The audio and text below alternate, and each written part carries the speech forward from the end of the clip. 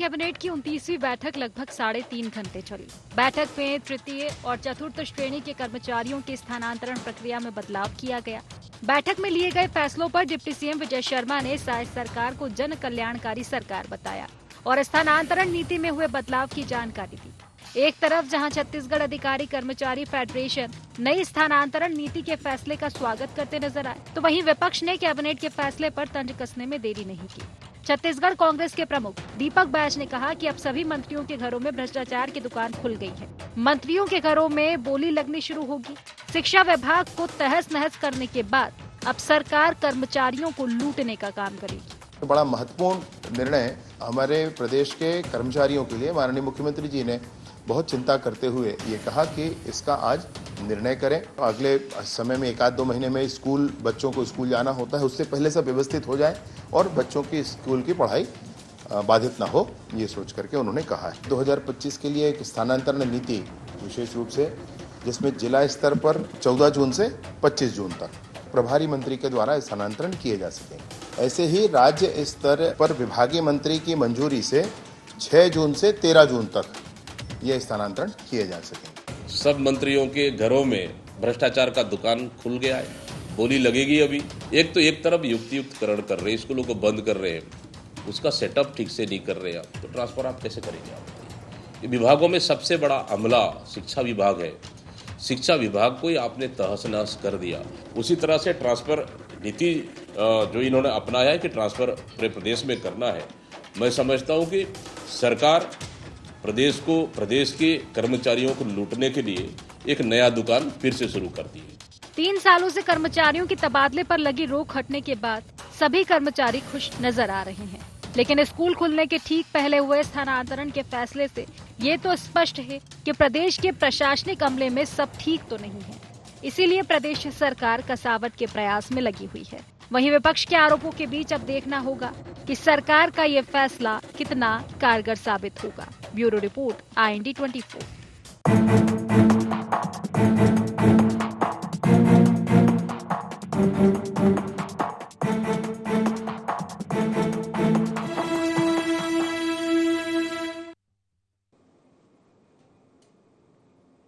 नमस्कार, गुहार छत्तीसगढ़ देख रहे हैं आप और मैं हूं आपके साथ खुशी व्यास। तो सियासत में एक बार फिर से तकरार देखने को मिल रही है और ये तकरार है तबादलों पर। जी हां, पिछले 3 सालों से प्रदेश के कर्मचारियों को ट्रांसफर पर लगे प्रतिबंध हटने का इंतजार था। अब सरकार ने कैबिनेट बैठक कर नियमों में बदलाव करते हुए कर्मचारियों के स्थानांतरण का रास्ता साफ कर दिया है, लेकिन सरकार के इस फैसले के बाद कांग्रेस की ओर से बयानबाजियां शुरू हो चुकी है और एक बार फिर से घमासान छत्तीसगढ़ में मचा हुआ है। तो आज इसी पर हम चर्चा करेंगे, लेकिन उससे पहले जान लेते हैं गुहार पॉइंट्स क्या है। क्या ट्रांसफर पॉलिसी से खुश होंगे कर्मचारी? नई तबादला नीति में क्या होगा खास? क्या पूरी तरह पारदर्शी होगी नई ट्रांसफर पॉलिसी? कांग्रेस क्यों लगा रही भ्रष्टाचार के आरोप? तो इन्हीं सब मुद्दों को लेकर आज हम चर्चा करने वाले हैं। खास मेहमान हमारे साथ जुड़ चुके हैं। मैं आपका परिचय सबसे पहले करवा देती हूँ। हमारे साथ राजनीतिक विशेषज्ञ डॉक्टर अजय चंद्राकर जी जुड़ चुके हैं। बीजेपी से हमारे साथ पूर्व विधायक श्रीचंद सुंदरानी जी जुड़ चुके हैं और कांग्रेस से वरिष्ठ प्रवक्ता धनंजय सिंह ठाकुर जी हमारे साथ जुड़ चुके हैं। आप तीनों मेहमानों का बहुत बहुत स्वागत है इस खास चर्चा में। चर्चा की शुरुआत धनंजय जी आप ही से करना चाहूंगी। आखिर क्यों इस तरह की स्थिति छत्तीसगढ़ में देखने को मिलती है कि सौगात दी नहीं जाती, कि सवाल आपकी ओर से और उसके बाद में सियासत? एक बार फिर से यही चीजें हैं। अगर देखा जाए तो कर्मचारियों का इंतजार था इस चीज का, उनका इंतजार खत्म हुआ है। अब जब वो खुश हैं तो फिर सवाल क्यों?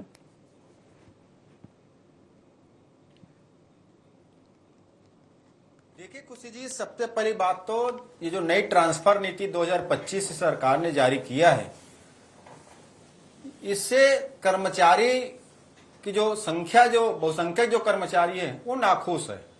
इसको समझिएगा, इस नई ट्रांसफर नीति में क्या कहा जा रहा है। इस नई ट्रांसफर नीति में ये कहा गया है कि शिक्षा विभाग जिसमें 2.5 लाख शिक्षक हैं, पुलिस विभाग जिसमें लगभग 70 से 75 हजार कर्मचारी हैं, इसके अलावा खनिज विभाग, परिवहन विभाग, वाणिज्य विभाग और पंजीयन विभाग के अलावा निगम मंडल के अधीन जो कर्मचारी काम करते हैं, ऐसे कुल मिलाकर लगभग 3,60,000 कर्मचारी होते हैं, उसको इस ट्रांसफर नीति से बाहर कर दिया गया है। उसको इस ट्रांसफर नीति से कोई लाभ नहीं होगा, पहली बात समझिएगा। तो ये सरकार ने ट्रांसफर नीति जो बनाई है, इसमें तो कर्मचारी में भेद उत्पन्न कर रहे हैं। दूसरी बड़ी बात, इनके बाद जो जिन विभागों के कर्मचारियों को इसमें अवसर मिलेगा, उसमें भी 10% कर्मचारी ही लाभान्वित होंगे, क्योंकि जो विभाग है वहां वैसे ऑलरेडी 50% कर्मचारियों की कमी है जिन विभागों में ट्रांसफर नीति का लाभ मिलेगा। तो कुल मिला के देखा जाए कि सरकार जो ट्रांसफर नीति है ये सिर्फ छलावा है, धोखा है। और आपको याद होगा कुछ दिन पहले प्रदेश में तहसीलदारों का ट्रांसफर हुआ था और तहसीलदार संघ ने सूची जारी करके, आंकड़े जारी करके तथ्यात्मक आरोप लगाए थे कि तहसीलदार के ट्रांसफर में करोड़ों रुपए का लेन देन मंत्री राजस्व मंत्री टंकराम वर्मा ने किया है। सरकार उसकी जांच तो नहीं करवाई, बल्कि जो आरोप लगाने वाले तहसीलदार संघ के हैं उनके पदाधिकारियों का निलंबन कर दिया गया। तो ये तो उद्योग ही चला रहे ना कर्मचारियों को लाभ है। और जो कर्मचारी ट्रांसफर की इंतजार कर रहे थे, ऐसे 3,60,000 कर्मचारी ट्रांसफर नीति में है ही नहीं, तो किसको ये खुश कर रहे हैं? न इनको कोई लाभ होगा, न जिनको लाभ मिलना है उनको लाभ होगा। कुल मिला के खरीद फरोख्त होगा, फिर बोलियां लगेगी मंत्रियों के दरबार में। और कुछ कर्मचारी जो मजबूर हैं, जिनके स्वास्थ्यगत कारणों से ट्रांसफर चाहते हैं या हस्बैंड वाइफ का मसला है, जिनको ट्रांसफर का लाभ मिलना है, तो उनसे तो बिना लेन देन कोई काम ही नहीं करेंगे। तो इससे कौन खुश हुआ है? यही सरकार की नीति है, इसीलिए हम सवाल उठा रहे हैं। ठीक है श्रीचंद जी, देखिए सवाल बार बार यही उठाए जाते हैं, कर्मचारी है और 3,60,000 बाहर हो गए। हाँ श्रीचंद जी, देखिए सवाल वही है, चाहे वो पीएम आवास की बात होती है, महतारी वंदन योजना की बात होती है, अब एक नया जुड़ चुका है ट्रांसफर नीति का कि ठीक है सौगातें तो आप देते हैं, लेकिन क्या ये सिर्फ आंकड़े हैं और क्या ये सौगात सिर्फ कागजों तक सीमित हो जाएगी? क्योंकि जमीनी स्तर पर अगर हम देखते हैं तो चीजें थोड़ी अलग नजर आती है। चाहे वो दावे हो पीएम आवास के, फिर देखने को मिलता है कि शिकायत पत्र मिलते हैं, आवेदन पत्र मिलते हैं आप ही के प्रोग्रामों में। उसके बाद में महतारी वंदन पर भी यही सवाल थे कि बहुत सारी महिलाएं तो बच गई, हालांकि अब आप सौगात नहीं दे रहे हैं, लेकिन अब इसमें एक और चीज ऐड हो चुकी है कि कैसे कर्मचारियों को सौगात, सवाल कांग्रेस की ओर से, जब बहुत सारे वंचित ही हैं इस लाभ से।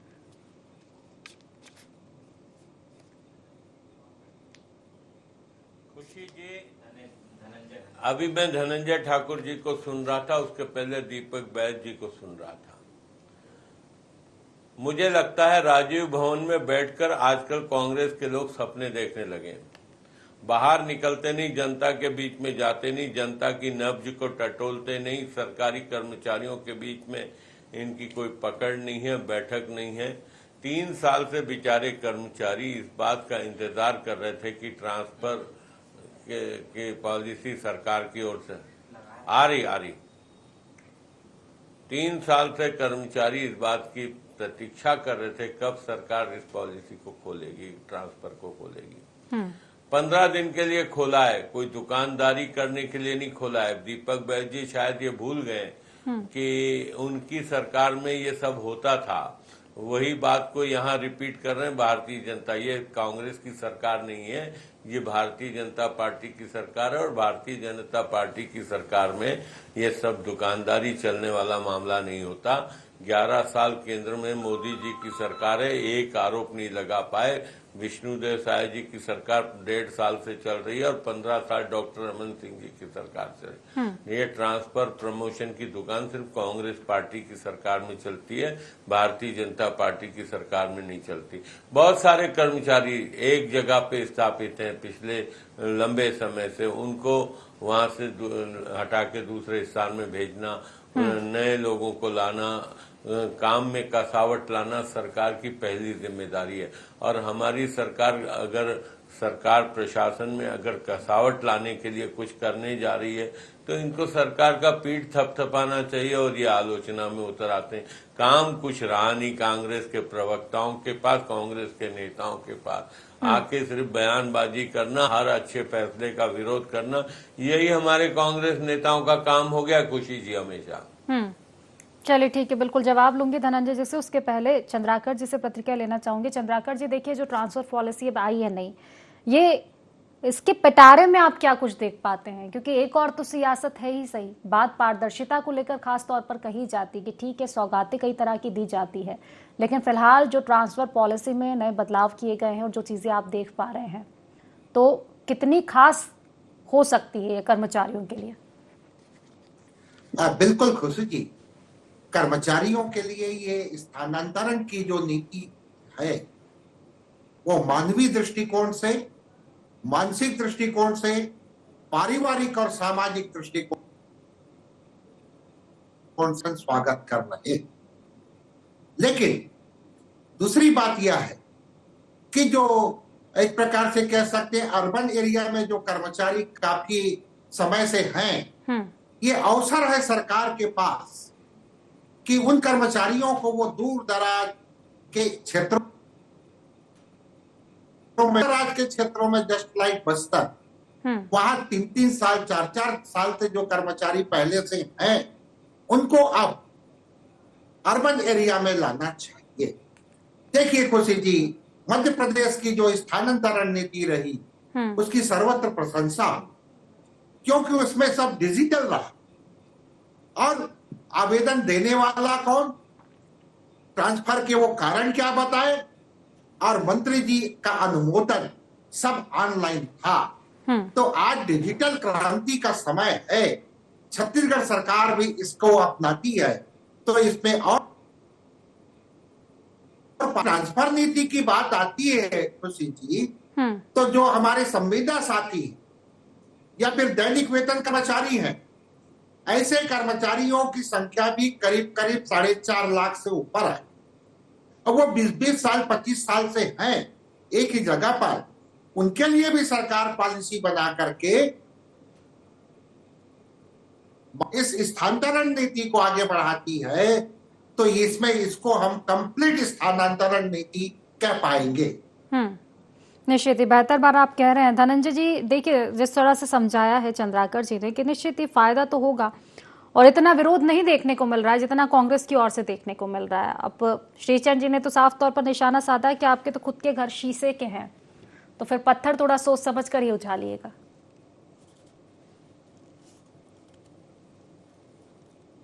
देखिए खुशी जी, मैंने ट्रांसफर नीति पर जो बड़ा जानकारी आपके सामने शेयर किया है, अरे सरकार का ही अंग है शिक्षा विभाग, परिवहन विभाग, खनिज विभाग, वाणिज्य विभाग, पंजीयन विभाग, ये सरकार, पुलिस विभाग। आपने तो ट्रांसफर नीति से इन सबको बाहर कर दिया, इनमें ट्रांसफर नीति। अरे युक्तिकरण हो रहा है शिक्षा के विभाग, शिक्षा विभाग में युक्तिकरण किया जा रहा है।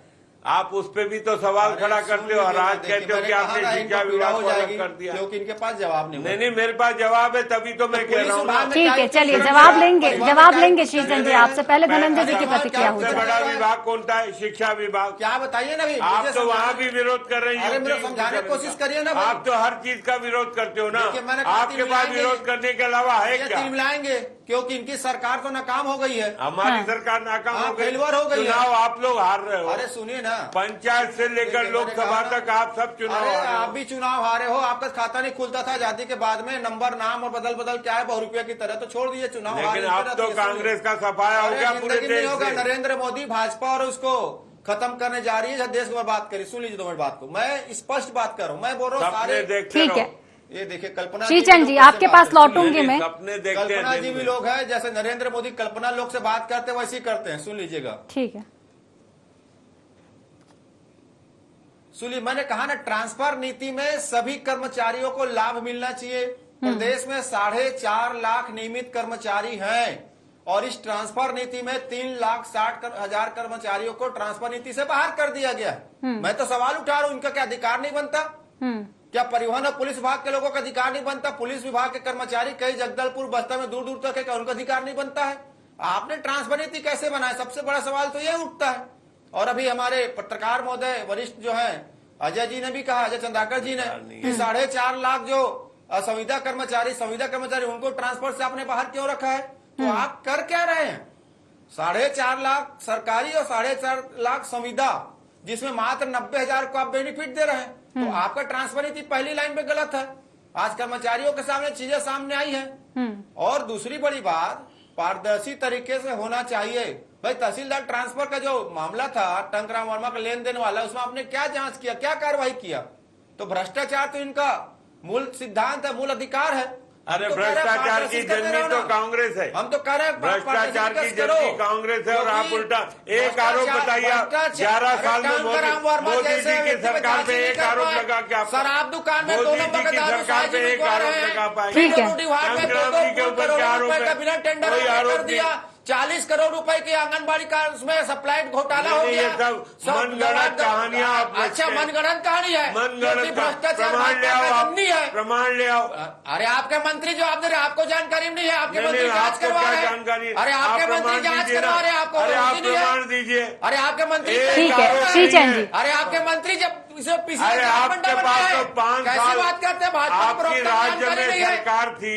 अरे भाजपा के प्रवक्ता को यही नहीं मालूम, उनके मंत्री जांच करवा रहे हैं 40 करोड़ ठीक है, के जांच गड़बड़ियों का। कुछ नहीं गड़बड़ी हुआ। में जो 2 करोड़ 2 पुल 50 करोड़ का हुआ, उसे जांच अरुण साहब करवा रहे हैं। अब ये भाजपा के प्रवक्ता को देखिए, जानकारी नहीं कोई है। भी भ्रष्ट आदमी को नहीं अरे, बख्शेंगे। अगर पूरी भाजपा भ्रष्ट है, पूरी भाजपा भ्रष्ट है। क्या चोर कभी चोर को पकड़ेगा क्या? भाजपा को पूरी भाजपा ही चोर है। पूरी कांग्रेस पूरी पार्टी भाजपा काली है भ्रष्ट है। भाई। चलिए ठीक है, ठीक है, ठीक है। देखिए एक एक करके प्रतिक्रिया रखिए। दोनों की बात मैंने सुन ली है। सुंदरानी जी, पिछले देश में कहते हैं कि चौकीदार चोर है। सुंदरानी जी, पिछले देश में कहते हैं चौकीदार ठीक है। चोर धनंजय जी देखिए, जवाब ले रही हूँ मैं सुंदरानी जी से। सब धोखा है, नकली सब होलोग्राम फर्जी आप लगा रहे है, हो। सारे आरोप फर्जी, अभी तक तथ्य प्रस्तुत नहीं कर पाए। चलिए ठीक है, अरे ठीक है, ठीक है, ईडी जवाब ले रही हूँ मैं। सारे आरोप अब CBI के सारे चक्कर आरोप काट रहे हैं फर्जी आपके है। नेता। ईडी सीबीआई आप सरकार में नहीं रहोगे, मैं आपको चैलेंज बता रहा हूँ, दावा कर रहा अरे हूँ। बिल्कुल। आप भी जाओगे, आपके नेता जेल में। ठीक है, चलिए, अदालत सुंदरानी जी। में खोज लो, अदालत में सेंट्रल जेल में आपके मंत्रियों को बोल दो, बैरक तक चलिए ठीक है, आप दोनों के पास ही मैं बाद में लौटूंगी। फिलहाल देखिए, सुनने को तैयार आप हैं नहीं, बहस का मुद्दा है नहीं, अपनी बात रखिए, जवाब ले रहे हैं। जांच के रायपुर के दायरे में सेंट्रल जेल में राज्य के नेता जाएंगे। सोनिया जी से लेकर चलिए ठीक है, ठीक है। प्रतिक्रिया मैं चंद्राकर जी से लूंगी। चंद्राकर जी देखिए, पारदर्शिता को लेकर एक बड़ा सवाल जो छत्तीसगढ़ की सियासत में बना हुआ है, और इस सियासत में सब कुछ आ चुका है। पहले ईवीएम आई थी, और उसके बाद में ईडी आई है, सीबीआई आई है, आईटी आई है, और अब कर्मचारी भी आ चुके हैं। लेकिन जो पारदर्शिता को लेकर बार बार सवाल खड़े किए जाते हैं, चाहे वो जांच एजेंसी पर हो या फिर वोटिंग मशीन पर हो, या फिर अब कर्मचारियों को जिस तरह से लाया जा रहा है कि कर्मचारी भी कहीं ना कहीं लिप्त हो जाते हैं भ्रष्टाचार में, तो तमाम तरह के जो सवाल खड़े करते हैं, कितना आप मानते हैं, क्या कितना ये जायज है? और अगर ये जायज है तो फिर इस जनता पर क्या असर पड़ेगा? क्योंकि बार बार जब एक ही बात दोहराई जाएगी, हर कार्रवाई पर जब सवाल उठाए जाएंगे, ईवीएम को लेकर भी कई तरह के सवाल चुनाव के समय उठते आए हैं, और अब कर्मचारियों को लेकर भी। जिन बिंदुओं के ऊपर आप इशारा की, आपके इस प्रतिष्ठित चैनल में अनेकों बार चर्चा कर चुके हैं। आज समय जो है, समय है कर्मचारियों के स्थानांतरण का। तो कर्मचारियों के स्थानांतरण में पारदर्शिता की बात है, तो मुझे मध्य प्रदेश की जो नीति रही वह बहुत पसंद आई और इसकी सर्वत्र प्रशंसा हुई। उस तरह से अगर इसे ऑनलाइन किया जाता है तो अच्छी बात है। दूसरी बात है यहाँ पर कि जो विकलांग है या बीमार कर्मचारी है, उनके प्रति संवेदना दिखानी चाहिए। और ऐसा कर्मचारी है जो पैसे वाले कर्मचारी हैं या जो राजनेताओं के काफी करीबी होते हैं, ऐसे कर्मचारी हैं, तो उनकी बात को स्वीकार किया जाए। और ये जो विकलांग या नीडी लोग हैं, तो उनकी बात को अनसुना कर दिया जाए, ऐसा ना हो। इस तरह की जब सरकार काम करेगी तो निश्चित रूप से पारदर्शिता आएगी। लेकिन देखिए, राजनीतिक दल है दोनों, एक सत्ता पक्ष में, एक विपक्ष में, लेकिन यहाँ कर्मचारियों का मामला है तो ये सेंसिटिव विषय है। आप देखिए, बस्तर में कोविड के पहले से जो कर्मचारी काम कर रहे हैं, उनके लिए अवसर है कि वो आएंगे। और इसे नहीं विस्मृत करना है कि दैनिक वेतन कर्मचारी जो हैं, उनके भी स्थानांतरण की नीति में पारदर्शिता हो, क्योंकि कई लोग 20-20 साल 25 साल से काम कर रहे हैं और उनको बहुत कम तनख्वाह मिलती है। तो इस तरह से सभी दृष्टि रखते हुए सरकार इसमें अपनी पॉलिसी को इम्प्लीमेंट करती है तो बहुत अच्छी बात है। और कर्मचारी संगठन यह उम्मीद कर रहे हैं, जो एलिट कर्मचारी एलिट कर्मचारियों का ही जो विल है, इच्छा है, वही पूर्ति ना हो, ग्रास रूट लेवल के कर्मचारियों की इच्छा के साथ न्याय होते हुए दिखनी। ठीक है, निश्चित ही बेहतर बात आप कह रहे हैं। श्रीचंद जी, देखिए विपक्ष के जो सवाल है, ठीक है, स्वागत कर रहे हैं वो कि आप तबादला नीति लेकर आए हैं और जो लंबे समय से इंतजार था वो खत्म हुआ है, लेकिन कितने कर्मचारियों का इंतजार खत्म हुआ, ये सबसे बड़ा सवाल उनकी ओर से बना हुआ है कि जब इतनी संख्या में कर्मचारी ही वंचित हो जाएंगे तो फिर लाभ आखिर किसको दे रहे हैं?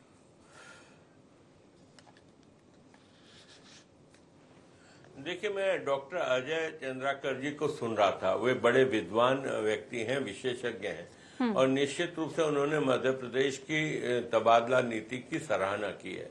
वहां भी हमारी भारतीय जनता पार्टी की सरकार है और यहाँ भी हमारी भारतीय जनता पार्टी की सरकार है।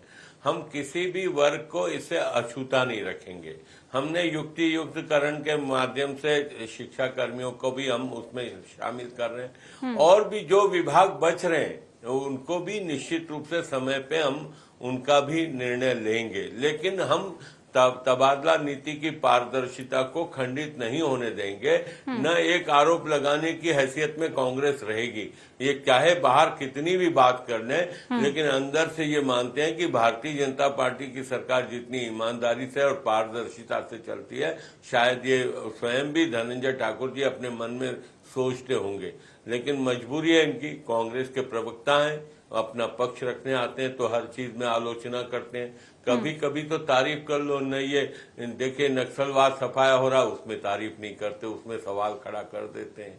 अगर यहाँ की सरकार अच्छा काम कर रही है, 18 लाख गरीबों के लिए आवास बना रही, तो उसमें भी आलोचना कर देते हैं। हम उज्ज्वला कनेक्शन बांटते हैं, गैस कनेक्शन, उसमें भी आलोचना। मातारी वंदन योजना का हमने वापस रास्ता खोल दिया, वापस जो वंचित महिलाएं थी जिनको लाभ नहीं मिल रहा था उनके लिए अवसर लाया, उसमें भी आलोचना करते हैं। तो ये किस बात पे तारीफ करते हैं? एक आध काम तो कोई हमारा अच्छा होता होगा, कभी तो आप तारीफ करो। ठीक है, धनंजय जी।